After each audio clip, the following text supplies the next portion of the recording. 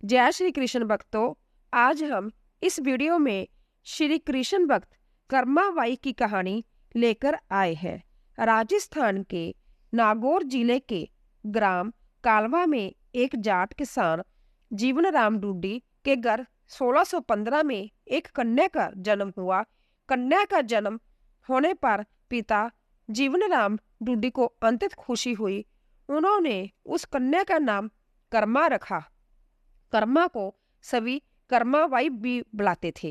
जीवन राम डूडी संभ्या एक कृष्ण भक्त थे। अपने घर में उन्होंने कृष्ण भगवान का मदन मोहन के नाम से मंदिर बना रखा था, जहां वह रोज भगवान कृष्ण की पूजा करते, भगवान को भोग लगाते तथा भगवान को भोग लगाने के बाद ही वह भोजन ग्रहण करते। यह उनके घर का नित्य का नियम था। इसी प्रकार समय बीतता गया। कर्माबाई रोज अपने पिता को कृष्णा भगवान की पूजा करते देखती, उनको भोग लगाते देखती और भगवान को भोग लगाने के बाद ही वह भोजन ग्रहण करते। यही सब देखते सीखते कर्माबाई का बचपन बीत रहा था। कुछ वर्षों के बाद कर्माबाई के पिता कुछ दिनों के लिए तीर्थ यात्रा पर चले गए। तीर्थ यात्रा पर जाने से पहले पिता जीवन राम डूडी ने कर्माबाई को भगवान की पूजा विधि समझाई और कहा कि भगवान को भोग लगा कर ही भोजन ग्रहण करना और घर का ध्यान रखना। इस प्रकार भगवान की पूजा और घर की देखरेख का काम कर्माबाई को सौंपकर उनके पिता कुछ दिनों के लिए तीर्थ यात्रा चले गए। अब अगले दिन कर्माबाई ने सुबह जल्दी उठकर कृष्ण भगवान को भोग लगाने के लिए बाजरे का खिचड़ा बनाया। कर्माबाई ने खिचड़े को थाली में डाला, उसमें घी और गुड़ मिलाया और कृष्ण भगवान को भोग लगाने के लिए खिचड़े की थाली भगवान के सामने रख दी और उनसे कहा, हे भगवान, आपको जब भी भूख लगे तब आप खिचड़ा खा लेना, मैं तब तक घर का दूसरा काम कर लेती हूँ। यह कहकर वह अपने काम में लग गई। कुछ देर बाद उसने आकर देखा कि थाली तो वैसी की वैसी रखी है, भगवान ने तो भोग लगाया ही नहीं। उसने सोचा, कोई बात नहीं, अभी भगवान को अभी भूख नहीं लगी होगी तो कुछ देर बाद खा लेंगे। ऐसा सोचकर वह फिर अपने काम में लग गई और बीच में बार बार देखती रही कि भगवान ने भोग लगाया कि नहीं, पर भगवान ने भोग नहीं लगाया। इस प्रकार दोपहर का समय हो गया। अब कर्माबाई को चिंता होने लगी कि भगवान ने भोग क्यों नहीं लगाया, क्या खिचड़ा अच्छा नहीं बना, जा उससे घी और गुड़ की कमी रह गई। ऐसा सोचकर उसने खिचड़े में थोड़ा और घी और गुड़ मिलाया और थाली लेकर भगवान के सामने बैठ गई और भगवान को भोग लगाने के लिए विनती करने लगी, लेकिन भगवान ने फिर भी भोग नहीं लगाया। तब कर्माबाई ने भगवान से कहा कि भगवान, आप भोग लगा लीजिए, आपकी पूजा की ओर आपके भोग के जिम्मेवारी पिताजी मुझे देकर गए हैं। अगर आप पिताजी का इंतजार कर रहे हैं तो आपको भूखा ही रहना पड़ेगा, क्योंकि पिताजी तो तीर्थ यात्रा पर गए हैं और कुछ दिनों के बाद ही आएंगे। तब तक आपको मेरे ही हाथ से बना भोजन करना पड़ेगा।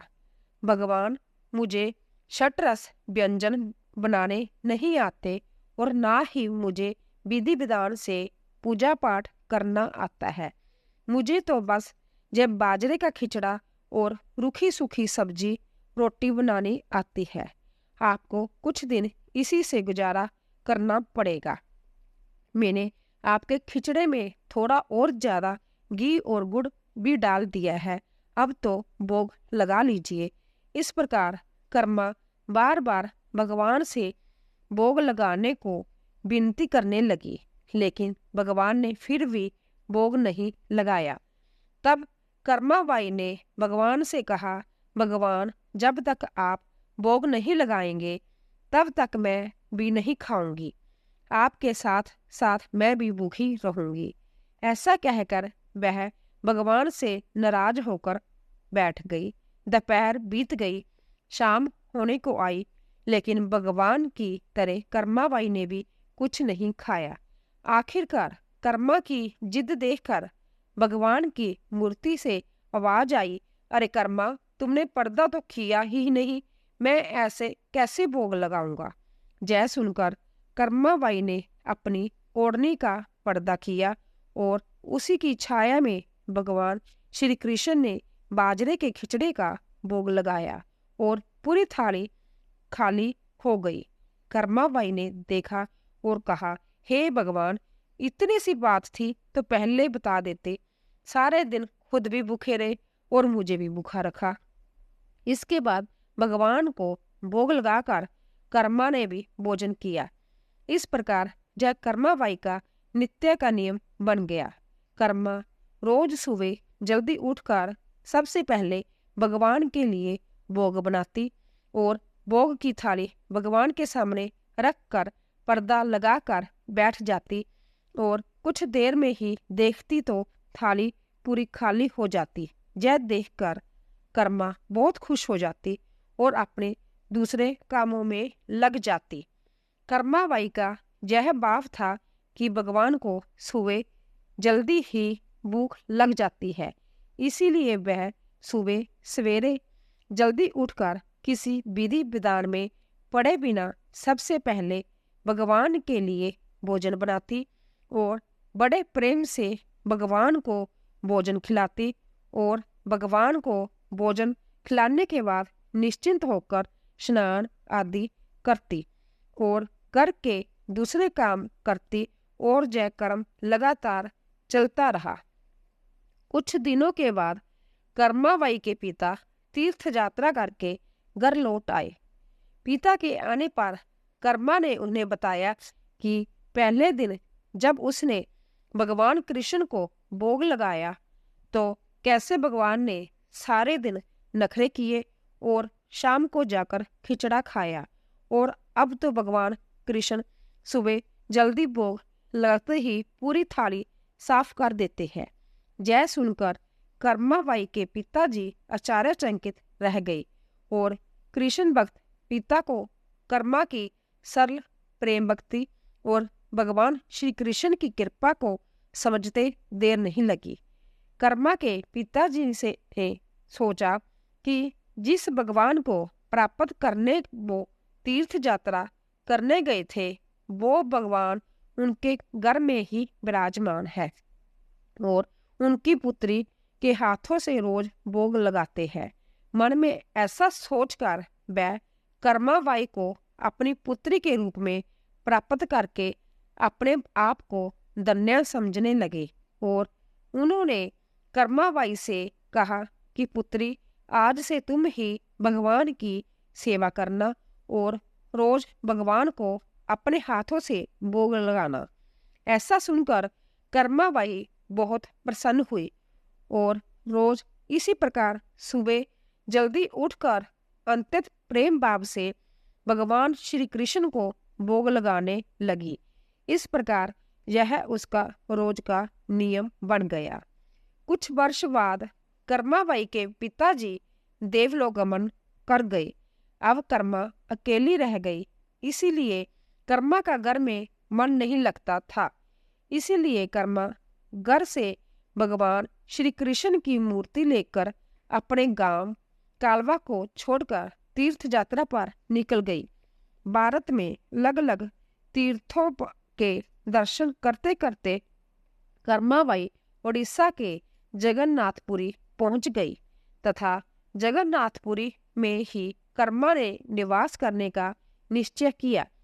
जगन्नाथपुरी में ही कर्मा ने एक छोटी सी कुटिया बना ली और उसमें निवास करने लगी। अब कर्मा रोज अपने नियम के अनुसार सुबह सवेरे जल्दी उठकर भगवान श्री कृष्ण के लिए बड़े प्रेम से खिचड़ा बनाती और भगवान को थाली में भोग लगाती। कुछ देर में भगवान खिचड़ा खा लेते और थाली साफ हो जाती और इसके बाद कर्मा अपने स्नान, ध्यान आदि नित्य कर्मों में लग जाती और इसी प्रकार यह कर्म निरंतर चलता रहा। एक दिन कर्माबाई के भगवान श्री कृष्ण को भोग लगाने के लिए बाद में एक छोटा सा बालक उनके पास आया और उनसे बोला, माँ कुछ खाने को है, बड़ी भूख लगी है। कर्माबाई ने कहा, हाँ बेटा, मैंने अभी अभी खिचड़ा बनाया है, आजा बैठ जा, तू भी खिचड़ा खा ले। जय कहकर कर्माबाई ने बड़े प्यार से बालक को खिचड़ा परोसा और बालक ने भी बड़े ही चाव से खिचड़ा खाया। उस बालक के रूप में संभ्या भगवान जगन्नाथ कर्माबाई के हाथ से बना खिचड़ा खाने से साक्षात पधारे थे। बालक ने जल्दी से खिचड़ा खा लिया और उनसे कहा, माँ खिचड़ा बहुत अच्छा बना है, मैं कल भी खिचड़ा खाने आ जाऊं। कर्माबाई ने कहा, कल क्या बेटा, मैं तेरे लिए रोज खिचड़ा बनाकर रखूंगी, तू रोज खिचड़ा खाने आ जाया कर। बालक ने कहा, ठीक है माँ, मैं रोज खिचड़ा खाने आऊंगा। जय कहकर बालक चला गया। अगले दिन से बालक रोज सुबह सवेरे कर्माबाई के पास खिचड़ा खाने आने लगा। कर्माबाई भी रोज अपने नियम से सुबह सवेरे जल्दी उठकर भगवान श्री कृष्ण के लिए खिचड़ा बनाती और भगवान के सामने थाली रखती। फिर भगवान खिचड़े का भोग लगाते और उसके कुछ ही देर बाद वो बालक आ जाता। फिर कर्माबाई उसे भी बड़े प्रेम से खिचड़ा खिलाती और उसके बाद अपने स्नान, ध्यान आदि दैनिक कार्यों में लग जाती और यही कर्म इसी प्रकार चलता रहा। एक दिन कर्माबाई की कुटिया के पास एक साधु आया। बातों ही बातों में उसे पता चला कि कर्माबाई बिना स्नान ध्यान किए बिना चौका बर्तन किए भगवान श्री कृष्ण के लिए खिचड़ा बनाती है और भोग लगाती है। उसने कर्माबाई से कहा, स्नान किए बिना भगवान की पूजा करने और भोग लगाने से पाप लगता है, इसीलिए उसने कर्माबाई को स्नान करके पूरी विधि विधान से पूजा करके भोग लगाने को कहा। साधु से ऐसा सुनकर बोली वाली कर्मा अगले दिन से सुबह जल्दी उठकर स्नान करके खिचड़ा बनाने लगी और विधि विधान से पूजा करके भोग लगाने लगी। यह सब करने में कर्माबाई को बहुत देर लग जाती, लेकिन वो बालक तो रोज सुबह अपने समय से आ जाता और कर्मा से कहता, माँ मुझे भूख लगी है, मुझे जल्दी खिचड़ा दो, माँ जल्दी कर, माँ जल्दी कर। और कर्मा उससे कहती, थोड़ी देर रुक जा बेटा, अभी देती हूँ, थोड़ी देर रुक जा। और जब कर्मा भगवान श्री कृष्ण को भोग लगाकर बालक को खिचड़ा खाने को देती तो बालक उसे बहुत ही शीघ्रता से खाकर हाथ मुंह साफ किए बिना ही जल्दी से उठकर भाग जाता और यह कर्म कुछ दिनों तक चलता रहा।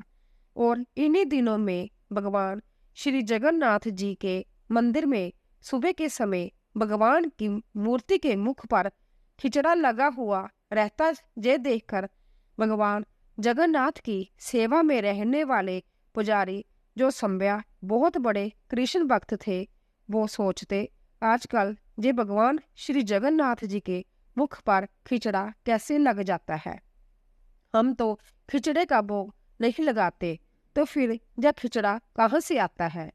कुछ दिनों तक लगातार भगवान श्री जगन्नाथ जी के मुख पर खिचड़ा लगा देखने पर पुजारी इसे भगवान की लीला मानने लगे और समझ जाते कि भगवान रोज कहीं से खिचड़ा खाकर आते हैं।